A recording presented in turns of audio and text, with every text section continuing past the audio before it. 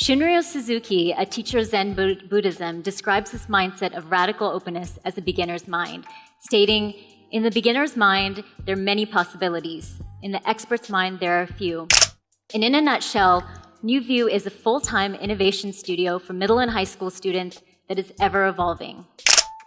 3 things which have allowed myself, our students, and our coaches to constantly reinvent ourselves, acquire this beginner's mind, and ultimately be more creative. Imagine walking into your workplace, and every 2 weeks, there's something different happening around you, and you're doing something different. One day, you're building an autonomous vehicle. 2 weeks later, you're designing some avion couture. And 2 weeks later, you're making an interactive music video. Now hold that thought for a second. Shunryu Suzuki, a teacher of Zen Buddhism, describes this mindset of radical openness as a beginner's mind, stating, "In the beginner's mind, there are many possibilities. In the expert's mind, there are few." And I thought, this is an interesting way to approach creativity and innovation, from this simple notion of acquiring a beginner's mind.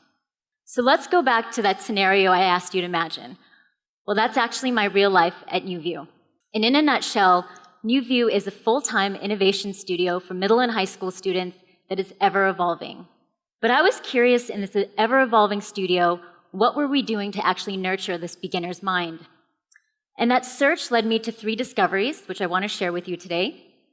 3 things which have allowed myself, our students, and our coaches to constantly reinvent ourselves, acquire this beginner's mind, and ultimately be more creative. My first discovery is about the power of mixing. I'm thinking maybe in a past life I was possibly a chemist, because I love this notion of mixing elements that have historically existed in different domains. And at NuVu, we kind of have our own unique formula for this mixing. First, we mix people. There's a Zen notion of bringing together experts and neophytes, combining people who know too much with people who know too little. And that's exactly what we do at NuVu. We bring together professionals and middle and high school students, and they work together on coming up with really experimental ideas. The goal is to really foster this creative tension between massive expertise and the ability to see with fresh eyes. The second part of this mixing is about mixing themes to create really unique experiences. And we do this by creating a theme for every one of our trimesters, which guides our 2-week-long studios. This past summer, our theme was superheroes, and we'd wanted to do a fashion studio, so we decided to merge the 2 and make a super fashion studio. And to make it a little bit more interesting, we brought 2 outside collaborators. One was the Hilo Tech Group at the MIT Media Lab to bring in technology in an interesting way, and the second was the Emerging Trends show at Boston Fashion Week to take this grand experiment onto the high fashion runway. So suddenly, we had this interesting mixture of superheroes, computational design, digital fabrication, and high fashion, which forced everyone to see with a new fresh pair of eyes and really encouraged this cross-pollination of ideas. Our superhero collection made its debut at Boston Fashion Week, and it was a big hit, and all of our young designers got to attend the show. Our youngest designer was a 12-year-old boy named Max, who designed the Super Max outfit, and the first picture that he posted on his Facebook page was surprisingly not his photograph of the Super Max outfit on the runway. A picture of him sandwiched between the 2 beauty queens, Miss New Hampshire and Miss Maine. And if you've ever wondered what's on a 12-year-old's mind, now you know. The third part of this mixing involves tinkering, or breaking and making, as I like to call it. At NuVu, we really encourage students to repurpose and reuse what others have done and really build upon that, while really embracing collaboration and open source technologies as an essential part of the creative process. One such project is called the Music Box, which is an interactive multiplayer musical instrument made of 6 infrared distance sensors.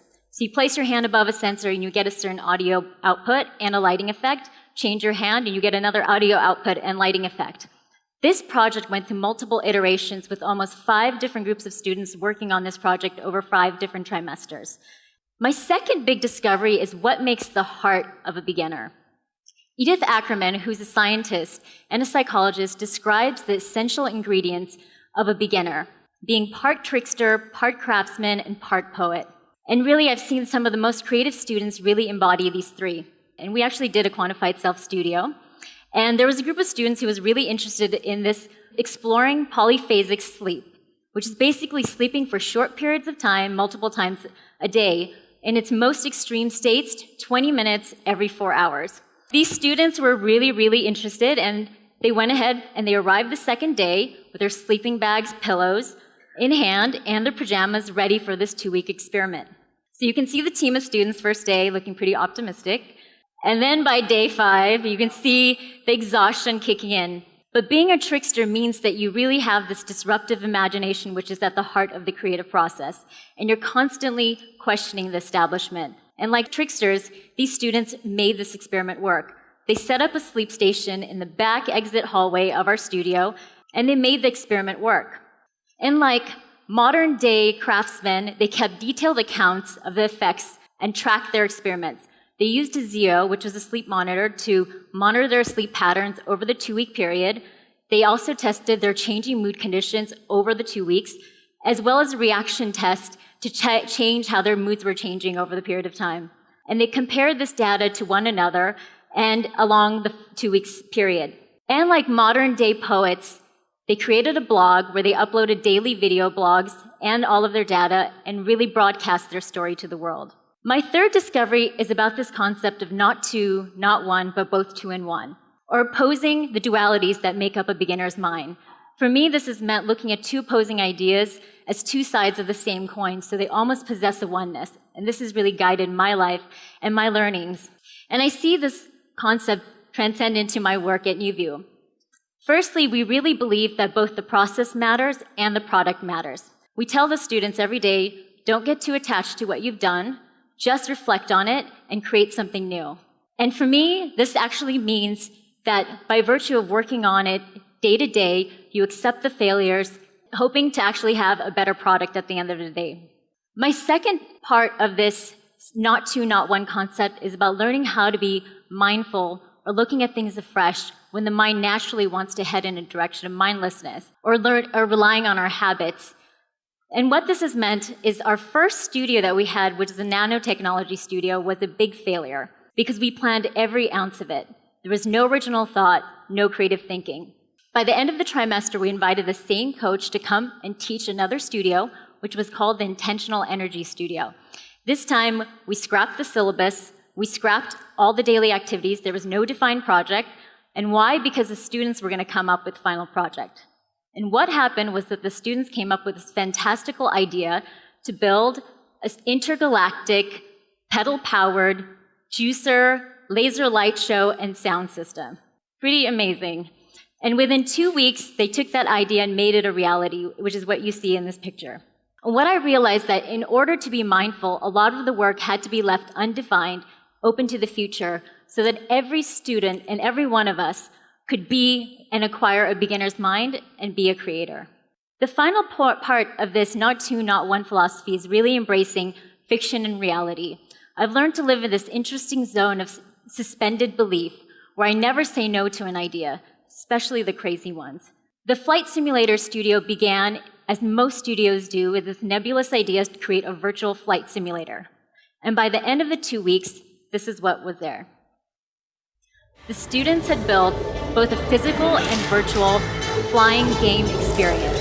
And this is one of our students, Harper, who's testing out the flight simulator. And what you don't see is there's a huge projection of this virtual gaming environment. All of this was done within 2 weeks. Embracing fiction and reality means letting go of your old stories and creating new magical ones. And this is what we do every 2 weeks. Every 2 weeks, we see our studio changing with new coaches, new studio topics, and new energy. And we're constantly evolving the way that we live, play, work, and learn together. And in some ways, our studio is not much different a year ago, a place under construction. And in some ways, our studio is still a place that's in progress, under construction, a prototype of the school of the future.